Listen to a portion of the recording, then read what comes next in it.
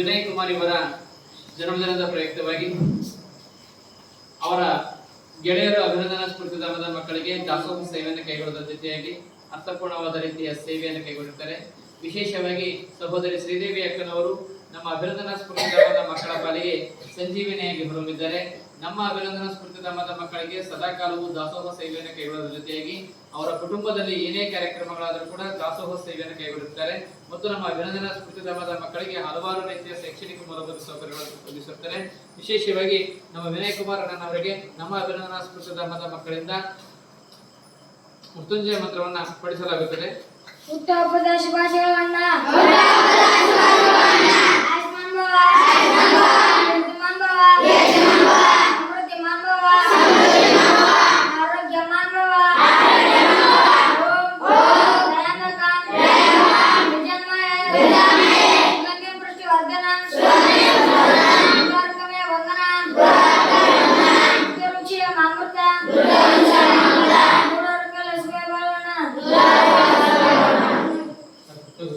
ಕಟ್ಟಿ